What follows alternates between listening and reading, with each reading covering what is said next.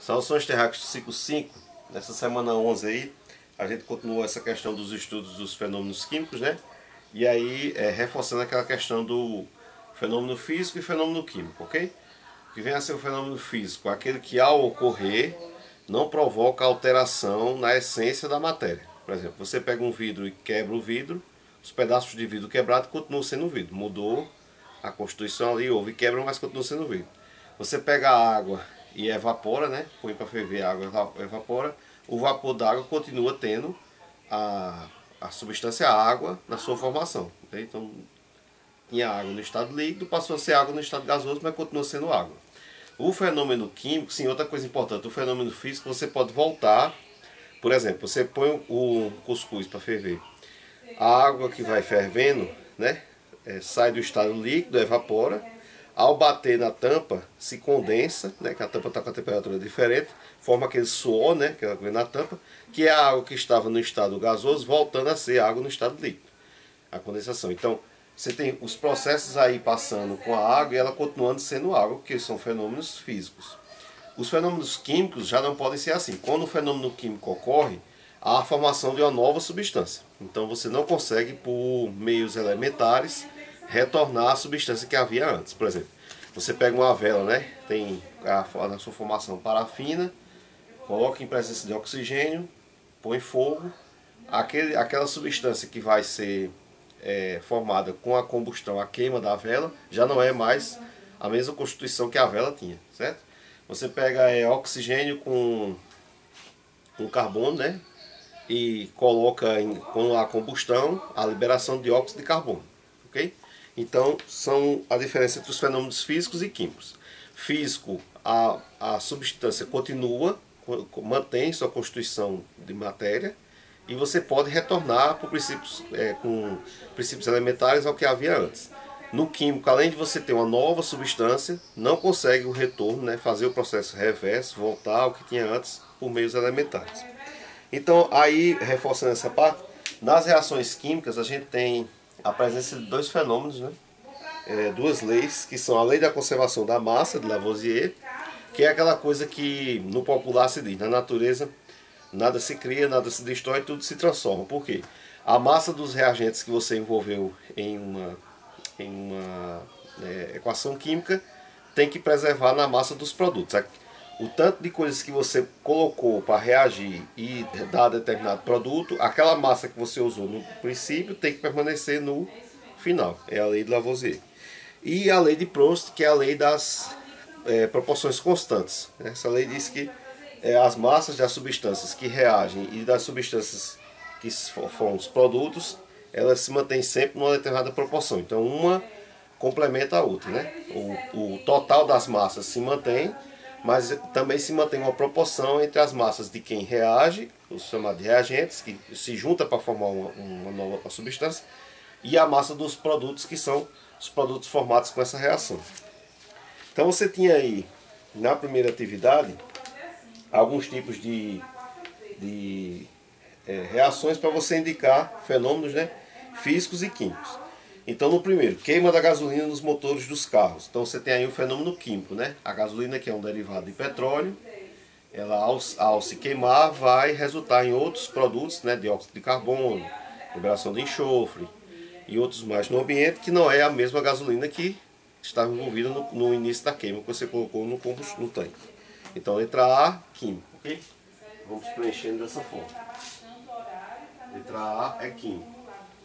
Digestão dos alimentos ingeridos. Então, letra B, químico também. Quando a gente ingere um alimento, o organismo vai, com os ácidos gástricos e outros meios digestivos que tem no nosso sistema, vai retirar os nutrientes, as proteínas, os carboidratos que tem naquele alimento, decompor esse alimento e espalhar pelo corpo, né, as gorduras.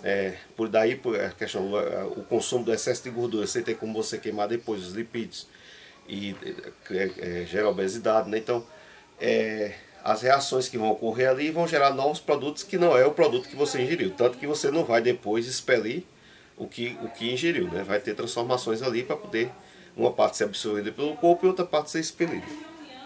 Acender uma lâmpada, na letra C, certo? Isso aí está dizendo uma lâmpada tipo uma vela, né? Então é um fenômeno físico, né? Vai lá, o fogo continua. Não mudou a lâmpada, perdoe.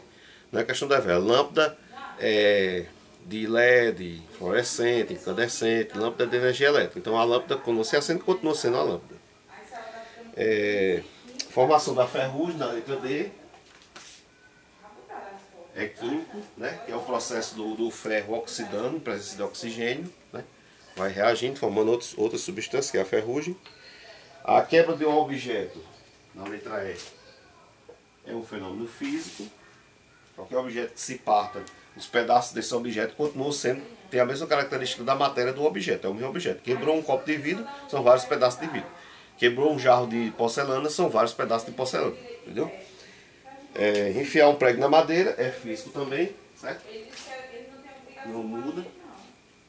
Físico também, ok? O prego vai continuar sendo prego, a madeira continua sendo madeira. Derretimento de um iceberg é um fenômeno físico.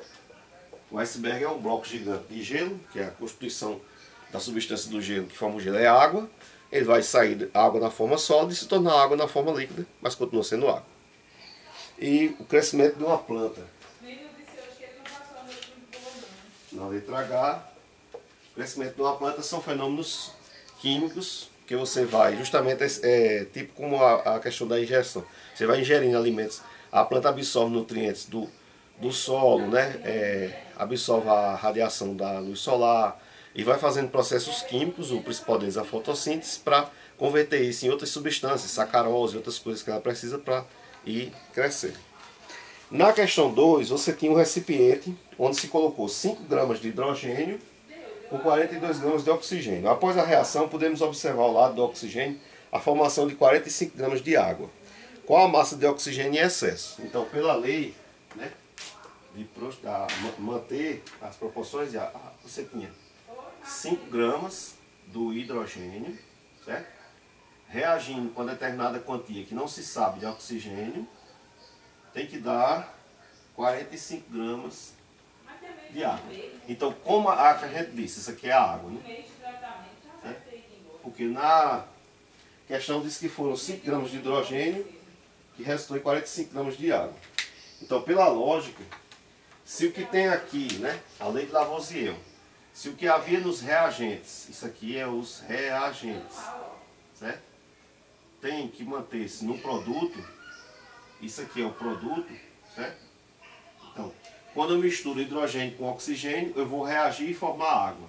Se havia 5 gramas de hidrogênio e ao final ficam os 45 gramas de água, o que é que ocorre aqui? Você tem 45 menos 5, você tem que ter 40 gramas de oxigênio. Certo? Por quê? Porque o que tem de massa envolvido na formação permanece quando o produto está pronto, né? Então, massa de reagente, massa de produto. Como disse que havia 42 gramas de oxigênio, o que é que ficou em excesso? Certo? Você só precisava de 40, por isso que disse excesso. Que só foram utilizados 40, então você tem 42 menos 40, 2 gramas em excesso. Ok? Você teve em excesso porque não foram aproveitadas nessa formação aí. Ok? Paz e bênçãos, bons estudos. Espero que vocês tenham conseguido colocar as atividades em ordem.